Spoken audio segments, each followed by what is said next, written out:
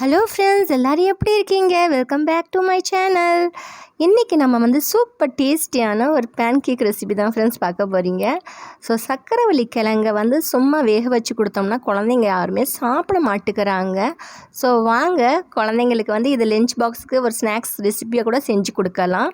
எப்படி செய்யலாம்னு சொல்லிட்டு பார்க்கலாமா? இன்றைக்கி நான் ஒரு 1/2 கிலோ நாட்டு சர்க்கரைவள்ளி கிழங்கு வாங்கிக்கிட்டு நல்லா 2லேருந்து 3 தடவை தண்ணி ஊற்றி நல்லா வாஷ் பண்ணிட்டு தேய்ச்சி நல்லா வாஷ் பண்ணுங்கள். மண்ணெல்லாம் பயங்கரமாக இருக்கும். ஸோ இதெல்லாம் நல்லா க்ளீன் பண்ணிவிட்டு இப்போ குக்கரில் சேர்த்துடலாம். இது கிட்டத்தட்ட ஒரு 1/2 கிலோ இருக்கும் ஃப்ரெண்ட்ஸ். ஸோ நான் நல்ல தண்ணி ஊற்றிட்டு ஒரு 2 கப்பு நல்ல தண்ணி சேர்த்துக்கிட்டேன். அதோட ஒரு 1/2 டீஸ்பூன் சால்ட்டையும் சேர்த்துட்டு இப்போ ப்ரெஷர் குக் வச்சிடலாம். ஸோ ஒரே ஒரு விசில் வச்சா போதும். நல்லா ப்ரெஷர்லாம் அடங்கிட்ட பின்னாடி ரிமூவ் பண்ணி பார்க்கலாம்.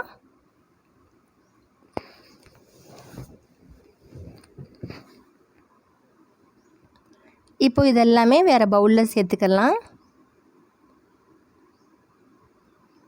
இது நல்லா ஆறிட்ட பின்னாடி மேல் தோல்லாம் எடுத்துகிட்டு கட் பண்ணி பார்த்துக்கலாம். இப்போ கட் பண்ணிவிட்டு இப்போ என்ன செய்யலாம்னா பெரிய மிக்ஸி ஜார் எடுத்துக்கலாம். அந்த மிக்ஸி ஜாரில் இதெல்லாம் போட்டுட்டு 1 கப்பு கோதுமை மாவு, அதோட 2 டேபிள் ஸ்பூன் ரவை கலந்துக்கலாம்.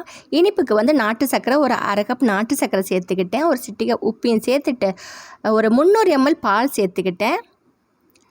நல்லா மிக்சியில் அரைச்சிட்டு வந்தாச்சு.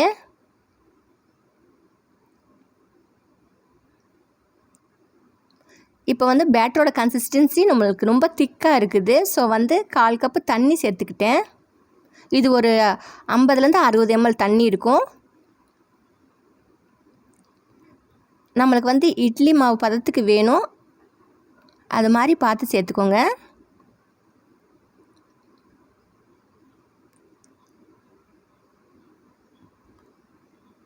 இது நல்லா கலந்து விட்டாச்சு. அதோட ஒரு மீதம் உள்ள தண்ணியும் சேர்த்துட்டேன் முழுசாகவே. ஸோ 300 ml பால், அதோட 1/4 கப்பு தண்ணி,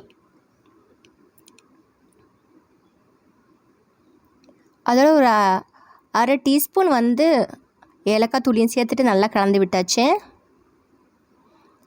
இப்போ நம்ம எந்த பேன் தவா எதை வேணாலும் வச்சு அதை சுடலாம். ஸோ நான் இன்றைக்கி ஒரு ஸ்பூன் பட்டர் சேர்த்துக்கிட்டேன். நல்லா பேனை சூடாக்கிட்டு அப்புறம் மீடியம் ஃப்ளேமில் வச்சுருங்க. கொஞ்சம் கொஞ்சமாக இந்த மாவை சேர்த்துக்கிட்டேன். இது ரொம்ப தேய்ச்சி இது பண்ண முடியாது, ஏன்னா கொஞ்சம் திக்காக தான் வரும். ஸோ குட்டி குட்டியாக இது மாதிரி ஊற்றிக்கோங்க.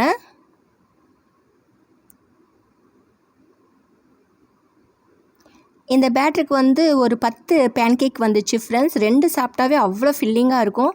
இதில் நல்லா இம்யூனிட்டி பவரை நல்லா நம்மளுக்கு பூஸ்ட் பண்ணி கொடுக்குது. விஷன், கண்ணுக்கு பார்வைக்கு ரொம்ப நல்லது, ஹெல்த்துக்கு ரொம்ப நல்லது. ஸோ நிறைய பெனிஃபிட்ஸ் உள்ள சர்க்கரைவள்ளி கிழங்குல நம்ம சூப்பரான ஒரு ரெசிபி ரெடி ஆயிடுச்சு. அதோட ஒரு 1/2 கப்பு ஃப்ரெஷ்ஷாக துருவின தேங்காய் மேலே சேர்த்துக்கிட்டேன். அப்படி உங்களுக்கு தேங்காய் சேர்க்க விருப்பம் இல்லாட்டிக்கு ட்ரை நட்ஸ், ட்ரை ஃப்ரூட்ஸ் எது வேணாலும் சேர்த்துக்கலாம். இப்போ ஒரு பக்கம் நல்லா வெந்துட்ட பின்னாடி மறுபக்கம் திருப்பி போட்டுக்கலாம்.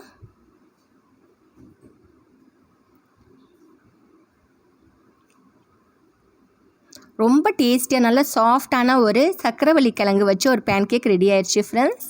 ஸோ நீங்களும் ட்ரை பண்ணுங்கள். ட்ரை பண்ணிவிட்டு நம்ம வீட்டு குட்டீஸ் மட்டும் இல்லை, பெரியவங்களுக்கும் இது செஞ்சு கொடுங்க. ரொம்ப விருப்பமாக சாப்பிடுவாங்க. அதுக்கு மேலே ஹனியும் ஊற்றிக்கலாம், ரொம்ப டேஸ்டியாக இருக்கும். இந்த ஹனியும் ஊற்றிட்டு அதோட நான் இன்றைக்கி வால்நட்ஸ் போட்டுக்கிட்டேன். அதுக்கு பதிலாக நீங்கள் ஸ்ட்ராபெரி, பனானா எது வேணாலும் சேர்த்துக்கலாம். Okay friends, thanks for watching and take it. Tata, bye bye.